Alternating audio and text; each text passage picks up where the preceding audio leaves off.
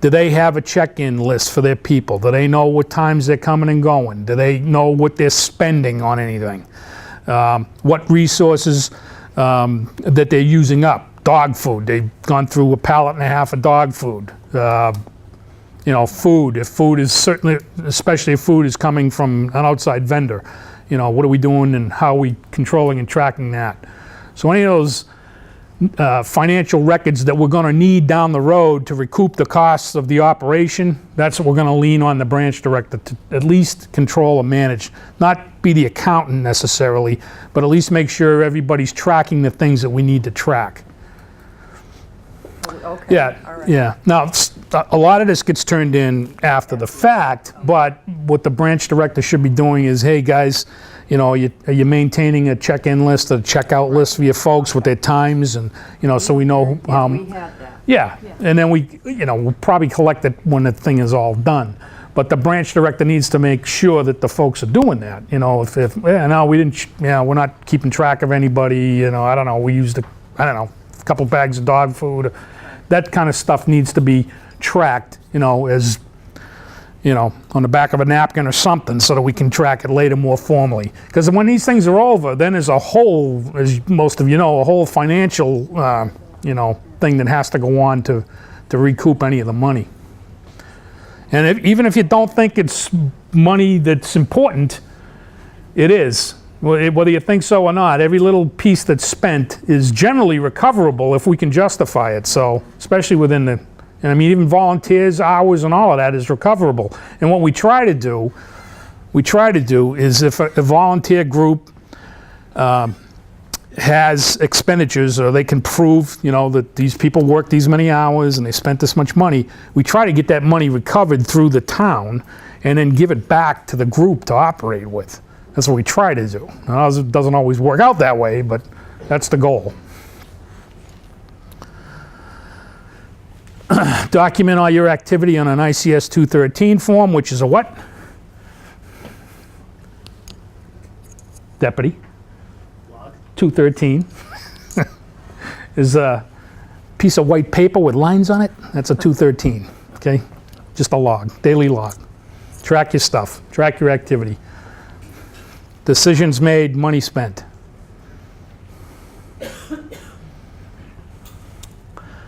All right, so the checklist is the minimums that we expect the branch director to do. Some things are a one-time event. You'll do them once in your career as a branch director and never do it again.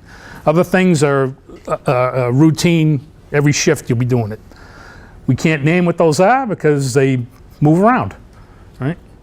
But don't get in your head, well, here's my checklist, all right, I'm good to go.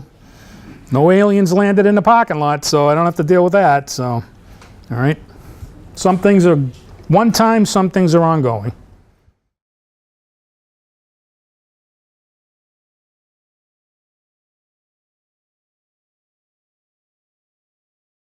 The public safety relief from the shelter is on the public safety side. We always try to have a police officer, at least one, in the shelter when it's operating. That's kind of a critical need because you need the law enforcement person there. The fire and police, if the MRC is working, you know, we don't necessarily have a medic or an EMT in the shelter because we've got nurses and sometimes doctors and those kind of folks, so that can take a little bit of the burden off the fire side where they don't have to assign an EMT or a paramedic. That's a local decision that's made locally. But the public safety elements that used to be in the shelter aren't necessarily always there now, except for the law enforcement.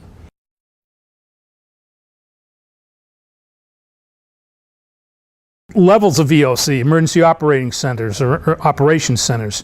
If your town has an EOC that's up and running, which some do and some don't, and the shelter resides in your town, we certainly don't bypass that EOC.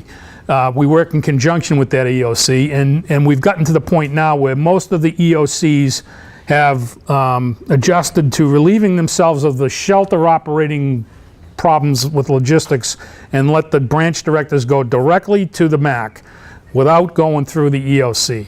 Now, to be fair and nice and play well on the sandbox, it would be a really good idea for that branch director to communicate laterally with the local EOC in the town. If it's sandwiched, communicate with that sandwich EOC, just so we're all playing nice in the sandbox. They are going to get communication between them and the MAC anyway, but because you're in that same town and you're operating under their home, turf, that's a very good idea to communicate with those people. At least know who's there. So the other thing is they may be able to get you something locally before you need to go up to the MAC, So good question. Now, the other EOCs that are operating outside of your shelter geographic area, you probably don't need to be speaking to those other EOCs. It's probably just going to confuse things. So the DY shelter probably doesn't need to speak to the Dennis EOC. Might talk to the Yarmouth EOC, but probably not the Dennis one. You follow? Nobody's going to jail if you do, but probably not going to work that way. Locally in Eastham, we don't set up an EOC. We don't have enough people to do that. So, it's just bypassing us altogether. Getting there? Yeah, we're almost there, just trying to office the notes. Chief, one question. Yes, sir. And this might be for the regional planning committee on a Wednesday, but have we made any progress more so on a National Guard with some leeway of tasking them? Because I know they have specific jobs and No. orders. No? No, the National Guard is tasked, as you said, through their agency to specific tasks. So if the MAC asks for transportation for moving folks to the shelter, we may get a task, a National Guard group tasked for that mission. But once they're tasked to that mission, we can't divert them to do anything else. Okay. So that's still the way it works.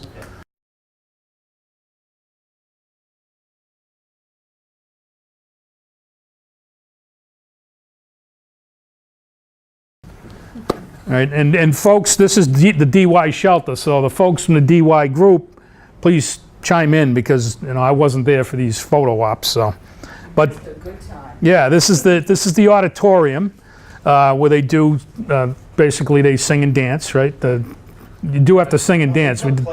I did tell you that, right? Talent shows. It's a really good option for that shelter has this auditorium that they use quite often to entertain the folks or just to house them until they can move them through the formal intake or outgo process. Fair to say? Anything else you need to know about that photo? You look at the number of people too. The DY shelter has historically been the one with the highest populations. Some CERT folks there and folks in the back of the auditorium. Pretty full. Was that during like an information session? There was a town hall meeting, we were given information about the status About- of the storm. okay. When folks could go home and the roads would be Yep. clear and so forth.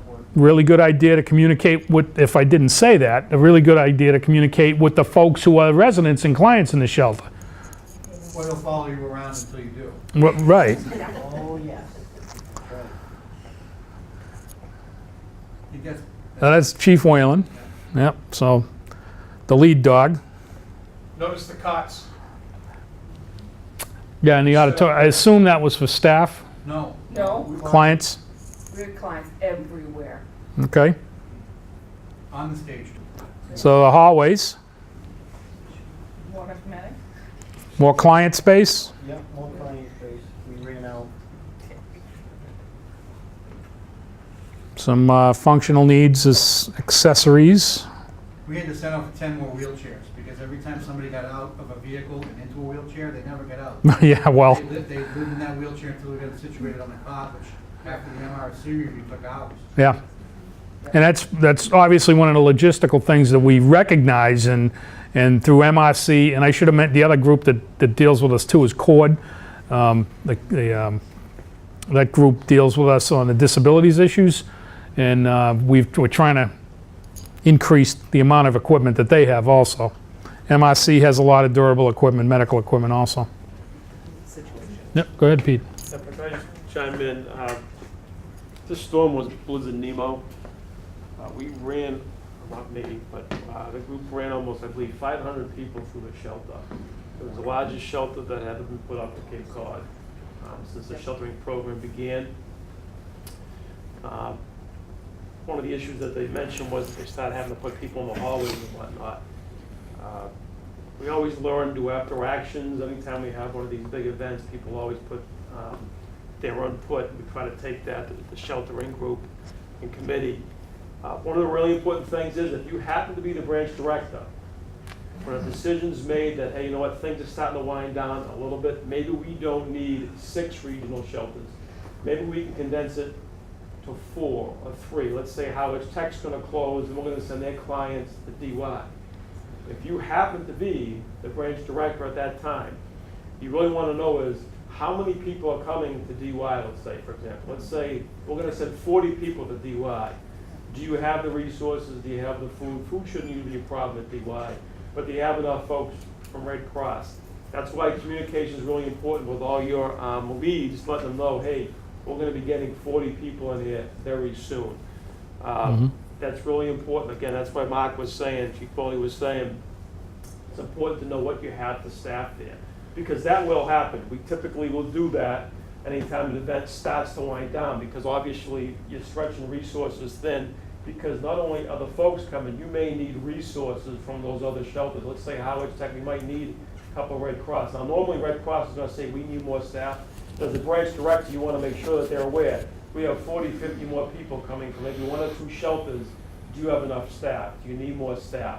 And if they're gonna need more resources, as Mark said, you may have to contact them out and say, hey, I need some more cots, I need some more cages and whatnot. Typically what'll happen is we'll probably have to borrow some from one of the shelters closing to help our shelter. But again, if you have to be the branch director when that happens, it's really important to know what you have for resources and what you may need. Last chance. Yes, I've never ma'am. seen teamwork like that. 28 years of law enforcement, I've never seen teamwork like that. It's awesome. It's an awesome thing to, and I'll tell you what, that's the other thing about if you get assigned to that position, don't take it as some kind of negative thing. Believe me, if you fill that role and you do it, you're gonna go home with a big smile on, maybe not go home with a smile on your face, but after you wake up from your nap, you're gonna have a big smile on your face, because you're gonna know that you took care of a lot of people that needed you and did it, you made the system work. So, all right, just a couple things. I want to thank, this program works. Again, 99% of these folks are volunteers, and even the folks who aren't volunteers are volunteering in the sense of doing extra duty over and above their paid positions. The law enforcement, the fire guys, all of that. So it could not happen without you guys. It could not, would not, could not. It's impossible. So you guys run this thing, you're the backbone of the thing, you make it roll, you make it happen. And it is the model, not only for the state, but other places around the country. And people are looking at this as, hey, we need to get to where they are. How do we do it? And we get that call constantly about, how can we do what you're doing? So you guys are the best. I'm moving on. And it's been a pleasure working with all of you guys, and it has really been the highlight of my career has been on the REPC and working with everybody together. As you said, making something work out of ground meat, turning it into a sausage, so I really appreciate it. Thanks. Thanks.